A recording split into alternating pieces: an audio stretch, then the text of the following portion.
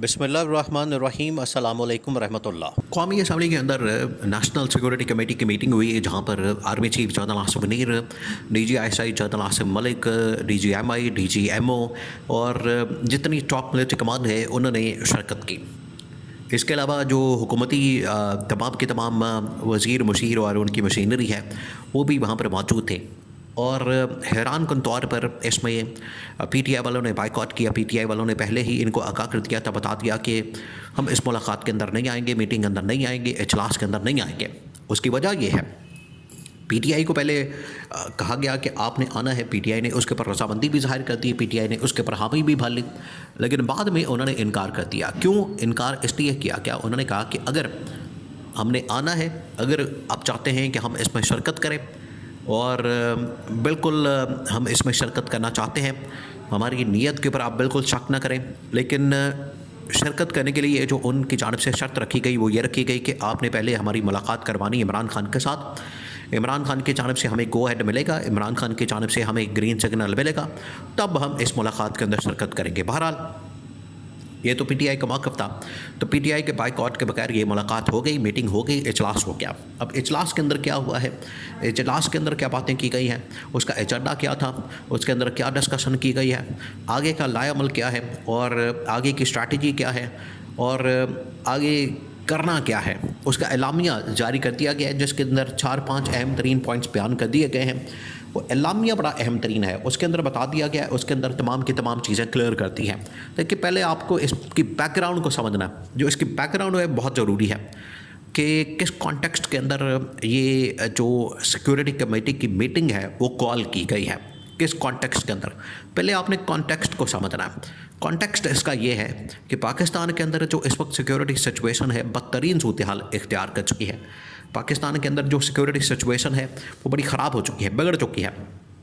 आए रोज़ पाकिस्तान के अंदर हमले हो रहे हैं, आए रोज़ पाकिस्तान के ऊपर दहशतगर्दी के हमले, आए रोज़ पाकिस्तान में दहशतगर्दी की वारदातें, ख़ुदकुश बमबार हमले, कभी उलमा कराम को मारा जा रहा है, शहीद किया जा रहा है, कभी आम शहरियों को निशाना बनाया जाता है, उनको शहीद किया जाता है, कभी फोर्सेस के ऊपर हमला किया जाता है। और फोर्सेस के ऊपर जहाँ पर हमले की बात है तो उसमें बलूचिस्तान से लेकर खैबर पख्तूनख्वा के तमाम इलाकों में फोर्सेस के ऊपर हमले किए जाते हैं। कभी FC के ऊपर हमला किया जाता है, कभी फ़ौज के ऊपर हमला किया जाता है और उनके सिक्योरिटी के एहलकारों के ऊपर हमला किया जाता है, जो कि बड़ा ख़तरनाक मामला है। और जो लास्ट टाइम हमला हुआ उसके बाद जो है नेशनल सिक्योरिटी कमेटी की मीटिंग कॉल की गई।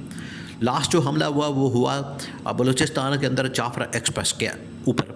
जाफर एक्सप्रेस असल में एक ट्रेन के ऊपर हमला किया। ट्रेन को इन लोगों ने हॉस्टेज बनाया, यरगमाल बनाया और वहाँ पर बहुत ज़्यादा जानी माली नुकसान हुआ है, ख़ास तौर पर जानी नुकसान, जिसको अभी तक छुपाया जा रहा है, अभी तक उसको सीक्रेट रखा जा रहा है, अभी तक उसकी इन्फॉर्मेशन बाहर नहीं आई। उसके मतलब बहुत सारे सवालात किए गए, लेकिन उसको जो है छुपा कर रखा गया। तो अभी तक उसको छुपा के रखा गया, अंडर द कारपेट रखा गया। लेकिन वहाँ पर जो नुकसान हुआ है उसकी वजह से सिक्योरिटी कमेटी के मीटिंग बुलाना और एक कंसेंसस बिल्डअप करना बड़ा ज़रूरी हो गया था। अब ये जो मुलाकात हुई है ये इस बैकग्राउंड के अंदर हुई है, ये जो इजलास और मीटिंग हुई है ये इस बैकग्राउंड के अंदर हुआ है ताकि पाकिस्तान की जो सिक्योरिटी सिचुएशन बिगड़ चुकी है उसमें कोई ना कोई हल निकाला जा सके। इसके लिए जो कमेटी कॉल की गई, मीटिंग कॉल की गई, इसमें army chief general Asif Munir, DGISI, DGMO और DGMI, ये 4 पाकिस्तान के अहम तरीन इदारे, जिसके अंदर इंटेलिजेंस के इदारे भी शामिल हैं और उसके अंदर जो भी इन्होंने ऑपरेशन करने होते हैं उसके इदारे भी शामिल हैं। ISI और जो MI है वो इंटेलिजेंस के इदारे हैं और जो MO है मिलिट्री ऑपरेशन, वो ऑपरेशन के मामलात को डील करती है। तो तमाम लोगों ने आके यहाँ पर ब्रीफिंग दी और बताया है कि किस तरीके से ये वाक़या पेश आया, कहाँ कहाँ इन लोगों ने हमला किया, इनका मकसद क्या, इनका टारगेट क्या और मज़ीद आगे टारगेट्स क्या है, इसके हवाले से यहाँ पर पूरी ब्रीफिंग दी गई।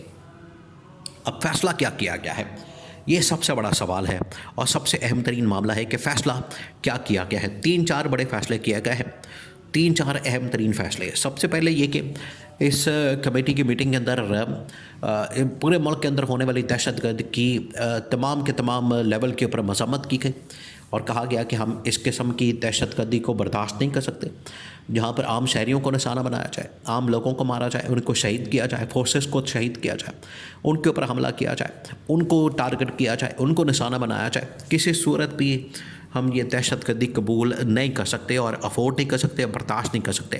तो इसका भरपूर जवाब दिया जाएगा और इसका मुंह तोड़ जवाब दिया जाएगा और इसका मुकाबला किया जाएगा। दूसरा ये कि इसके अंदर ये भी फैसला किया गया है कि अगर जहाँ जहाँ से भी ये हमले हो रहे हैं, अगर हमें वहाँ पर भी टारगेट करना पड़े हम जाएंगे। इससे मुराद अफ़गानिस्तान से ये असल में सारे हमले हो रहे हैं, अफ़गानिस्तान से ये सारे लोग ऑपरेट कर रहे हैं, अफ़गानिस्तान से ये सारे इंडिया के ईमा पर, इंडिया के कहने पर, इंडिया के फाइनेंशियल सपोर्ट की वजह से ये सारे हमले पाकिस्तान के ऊपर किए जा रहे हैं। इसके अंदर मीटिंग के अंदर ये फैसला किया गया है जिसमें टॉप मिलिट्री कमांड भी मौजूद थी और गवर्नमेंट भी मौजूद थी। दोनों ने ये फैसला किया है कि अगर अफ़गानिस्तान के अंदर भी हमें हमला करना पड़ा, अफ़गानिस्तान के अंदर जाकर भी हमें कार्रवाई करनी पड़ी दहशतगर्दों के ख़िलाफ़, और ये TTP और फिर उसके बाद ये तालिबान और उसके बाद ये PLA के लोग जो कि इंडिया की ट्रेनिंग के ऊपर यहाँ पर आते हैं, इंडिया की सपोर्ट की वजह से हमले करते हैं, अगर वहाँ पर इंडियन दहशतगर्दों के ऊपर हमला करना पड़े, PLA, TTP, तालिबान, इनके ठिकानों के ऊपर हमला करना पड़े तो हम करेंगे। ये दूसरा अहम तरीन नुक्ता फ़ैसला इसके अंदर किया गया है। तीसरा जो इसके अंदर अब स्ट्रैटेजी बनाई गई है, और तीसरी स्ट्रैटेजी और हिकमत अमली ये बनाई गई है कि पाकिस्तान के अंदर अब हमने मुख्तलिफ़ इलाक़ों के अंदर ऑपरेशन लॉन्च करना है, और जहाँ जहाँ भी दहशतगर्द की वारदात और जहाँ जहाँ भी दहशतगर्दी के हवाले से हमें कोई इन्फॉर्मेशन मिलती है, देखिए इन हमलों के बाद और अफ़गानिस्तान इंडिया को ललकारने के बाद आपके बड़े बड़े तमाम शहर, इसमें लाहौर, कराची, इस्लामाबाद, मुल्तान जैसे बड़े शहर निशाने पर आ गए हैं। लाहौर के अंदर देखिए कि दहशतगर्द पकड़ा गया है, और ये इन्फॉर्मेशन है कि 4-5 दहशतगर्दों ने लाहौर के अंदर एंट्री मारी है, वो लाहौर के अंदर दाखिल हुए हैं, जिसमें 1-2 दहशतगर्दों को पकड़ा गया, उनको हिरासत में लिया गया और उनको एक तो पकड़ा गया, उनसे बहुत सारा असला, खुदकुश जैकटें, बहुत साजो सामान, जो असला, जंगी साजो सामान, बम बारूद वगैरह बरामद किया गया, जो कि इस बात का सबूत है कि उन्होंने लाहौर को भी टारगेट पर रख लिया और बाकी बड़े शहरों को भी टारगेट पर रख लिया है। और यहाँ से आप अंदाज़ा कर सकते हैं कि आगे आने वाले दिनों में दहशतगर्दों की जानिब से कहाँ कहाँ कार्रवाई और वारदात डाली जा सकती है। तो सिक्योरिटी अलर्ट इस वक्त जारी कर दिया गया है, और इसी चीज़ के पेश नज़र पाकिस्तान में ऑपरेशन लॉन्च करने का फ़ैसला किया गया, और कहा गया है कि हमें जहाँ पर भी इंफॉर्मेशन मिलेगी, जहाँ पर भी हमें इस हवाले से इंटेलिजेंस मालूमात मिलेंगी, और ये MI ने और ISI ने इस बारे में ब्रीफिंग दी है कि हमारे पास बहुत सारी इंटेलिजेंस और मालूमात मौजूद हैं कि जहाँ से भी इंफॉर्मेशन मिलेगी और इंटेलिजेंस मिलेगी, वहाँ से हमने ऑपरेशन का आगाज़ कर देना। ये फ़ैसले किए गए हैं इस सिक्योरिटी की कमेटी की मीटिंग के अंदर, और ये फ़ैसले पाकिस्तान के लिए वक्त की ज़रूरत बन चुके थे।